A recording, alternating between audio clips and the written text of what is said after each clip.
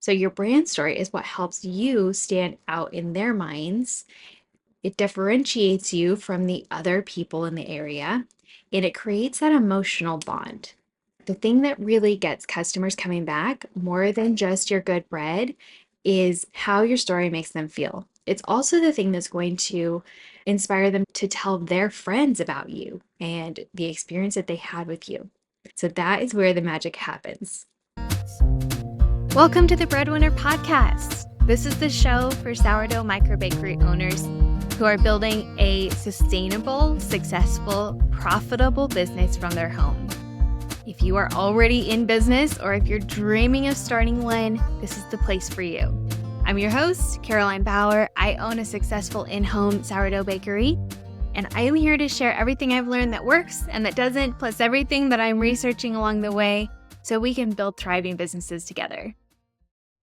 Hello, and welcome back to another episode of the Breadwinner Podcast. I'm your host, Caroline, and I am here with another episode all about building a thriving sourdough microbakery. If this is your first time tuning in, welcome. I am so glad you're here. This is the show where we are all about building a burnout-proof business and understanding how to reach the right customers for a thriving sourdough bakery based out of our home. Today, we're going to be talking about one of the most important ways to transform the way that people connect with your bakery. So, the topic of today is crafting your brand story. If that phrase makes you think that you need to have a perfect story to tell, do not worry. It is not about being perfect. Really, the heart of your brand story is about being real and authentic and communicating you and the heart of why you are doing your business. So, in this episode, we're going to talk about what a brand story is, why it's so important, how to create one that feels authentic, and then I'm going to give you some simple ways to start sharing it with your customers. All right, let's get into it. So, very first, let's talk about what is a brand story and why is it important. So, your brand story is like the heart of your business. It's the why behind what you do, and it's the journey that brought you there, the values that guide you. It's not just your dry about me section, it's not your bio, it's not the facts or the credentials, but it's the thing that makes your business feel alive to your customers. So think about a business where you know the story behind it. It probably resonates and sticks in your mind because you connect to it on a more personal and more intimate level than you would like a big conglomerate that has no heart behind it. So here's why this is so important. Because people do not just buy bread, they are looking for connection. Subconsciously, we're going to purchase the product that we feel more connected to, especially for people who are intentionally shopping from a local small business. They want to make sure that they're supporting someone that they care about, someone that they relate to, someone they feel connected to on a deeper level. So, your brand story is what helps you stand out in their minds. It differentiates you from the other people in the area, and it creates that emotional bond. The thing that really gets customers coming back more than just your good bread is how your story makes them feel. It's also the thing that's going to inspire them to tell their friends about you and the experience that they had with you. So that is where the magic happens. So now that we know why this matters so much, let's go ahead and talk about how to craft your brand story. It is easier than it sounds. It does not need to be overcomplicated. So we're going to break it down just into 3 simple steps. And if you have your hands in your dough or you're driving or you are occupied and can't write this down, you can always go to the episode webpage, which is in the link below, and you can find all of this written down bullet points so you can revisit it when you need to. But step number 1 is to start with your why. So every story begins somewhere, right? Your why is the spark that started it all. This is a little bit different for everyone. Take a moment to think back and reflect on what inspired you to start baking sourdough. And if there was a specific moment or feeling that lit that fire, or maybe it was more gradual, think back on the reason why you started baking sourdough. For many bakers, this might be a story of wanting to choose better ingredients for their family, or maybe they needed something grounding during a difficult season in their life, and sourdough was that for them. Whatever it is for you, that's what you'll want to put into words. And don't worry about making the words pretty or clear yet. Just think about what inspired your love for sourdough. So here's an example of what this could sound like. Your story might be something like, during the pandemic, I started baking sourdough to reconnect with my family. And what began as a hobby quickly turned into a passion when I realized how much joy it brought to the people around me. That's a relatable story, and people are going to connect with that when they hear the experience that you had, and they'll be like, oh, I actually experienced something similar, or I totally recognize and respect the way that you connected with your family, or love the way that you are sharing joy with other people. So it feels personal and it feels relatable. And you're letting people into a little part of your life and what has shaped your business. So step 2 is to think about your customers. You're shifting the focus a little bit. So you started by introducing why you do what you do, but the important thing here is to connect it to your customers. So why are you doing it for them? Ask yourself who I serve. What are they looking for? How does my bread help them? Maybe they're busy moms. Maybe they're foodies who love artisan bread. Maybe they're people who care about eating local and they want to support a business in their community. Maybe they really need a nutritious option that is more digestible than traditional gluten bread. So, an example of what this could sound like, something like, I started baking because I wanted to give my kids something nourishing and homemade. And now I get to help other families experience that same joy with the bread that's made with so much care. So that speaks directly to the type of person who would love your bread. Did you hear that? How you're connecting to a customer who's going to relate and understand you are baking because you wanted to give your kids something nourishing. And so the same customer who recognizes and resonates is going to be like, oh, yes, I want to feed my kids nourishing bread too. And so that takes it a level deeper and connects to your ideal customer. Step 3 is to zoom out and look at the bigger picture. What's the bigger vision for your micro bakery? So, where are you headed? How can your customers be a part of that? Maybe your dream is to grow into a community hub, or you want your bakery to bring people together in some way. Whatever it is, let people in on the journey. For example, it might sound something like, my dream is to make this bakery a cornerstone of our community, where every loaf tells a story of connection and care, and every customer is part of that story. Your vision is going to be different from anyone else's, and that is another part of what makes you unique. Your vision does not have to be to open a bakery or to have a brick and mortar. It could be something like, my dream is to help families in my neighborhood come together at mealtime over a wholesome, nourishing loaf of bread where they can have a life-giving, relationship-building conversation. So just dream big here. But again, your dream does not have to be to open a brick and mortar in your community or to bake bread for your entire town. The size of your vision doesn't matter, but this is where you allow your customers to connect to the mission of your business. It gives people a reason to cheer for you, to root for you, and to feel like they're part of something really special. I think most sourdough microbakery owners probably have a pretty similar story to mine. I didn't set out to start a business, but I started baking in an effort to choose exactly what my family was eating. We'd been buying gluten free bread for years, and I just got sick of feeding my family with all the extra sugar, preservatives, and additives.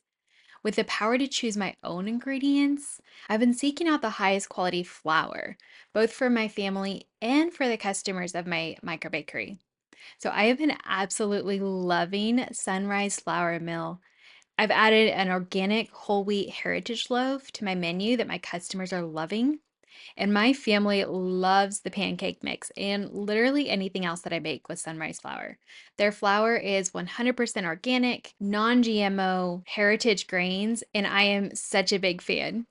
Sunrise has generously offered 20% off to the listeners of the podcast, so you can try the flour for yourself using the link down in the show notes. So once you have done the work of articulating your why and the who that you do it for, and then the big vision, the mission of your business, the next step is to start sharing it in a way that feels authentic to you.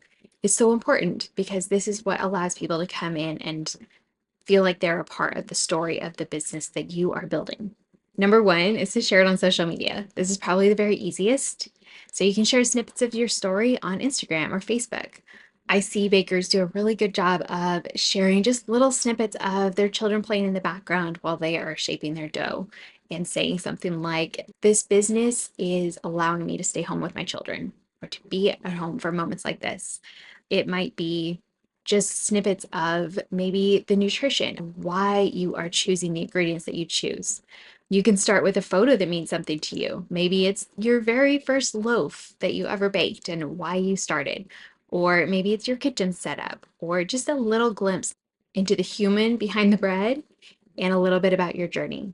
So here's the example again of how this could sound.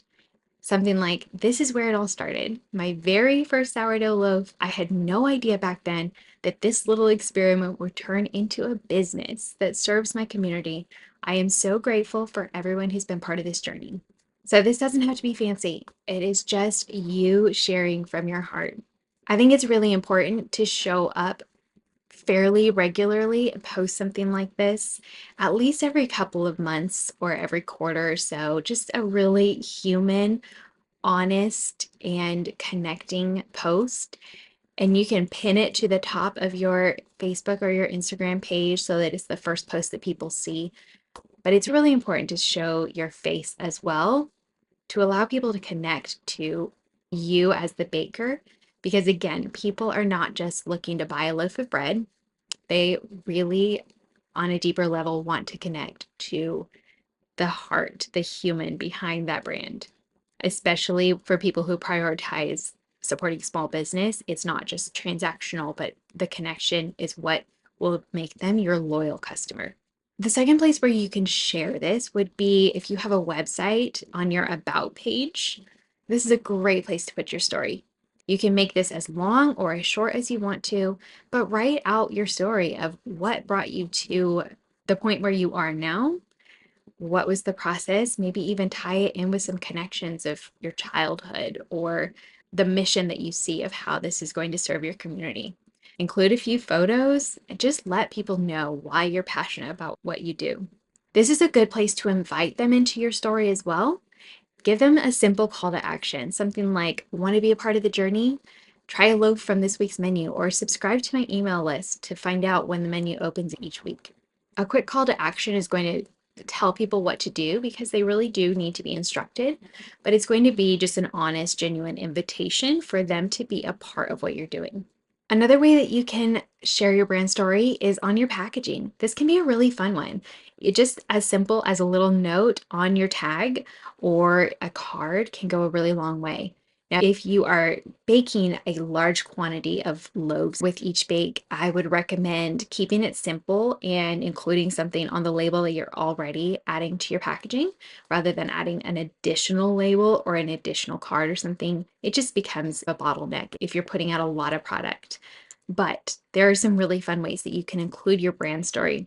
This could look like adding a little sentence to the bottom of your label that says something like, "Every loaf has a story. Mine began in my home kitchen with a dream of bringing people together through bread. Thank you for being a part of this journey." So you can see this is so simple, but it leaves an impression. It allows people to connect with you and see she started so small. She started in her home kitchen with a dream. And people love to have even just that little insight into what you are doing and to connect with you. So on my own packaging, I don't have a sentence, but I do have a little image of bluebonnets and a columbine, a little bit of a flower field on my thermal labels. So bluebonnets are iconic here in Texas, but I am from Colorado. And so having those two special flowers together is a connection and a nod to my roots.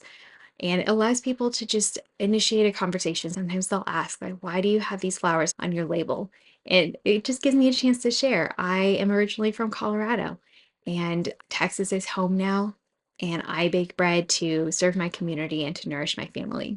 That is just one little example of a way that you can include a snippet of your story and allow people to connect with you in a way that makes an impression that just maybe will stick in their head a little bit. She's the baker who lives here, but she grew up in Colorado. Anything a little bit like that.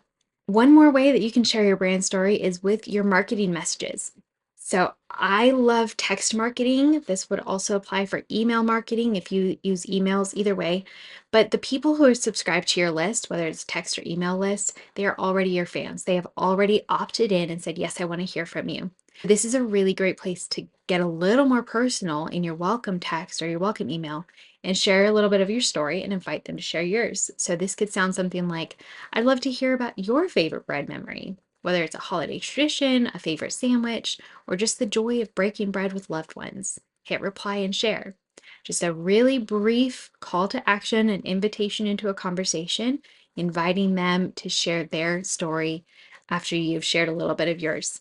My welcome text is a little bit different, but I do invite a conversation. And I say something like, welcome. This is Caroline with the Bluebird Bread Co. You'll get a text from me on Sundays when my menu opens, but in the meantime, I'd love to hear what flavor baked goods you might be looking for on a future menu. And sometimes this is really a great place to get ideas for what the customers are looking for.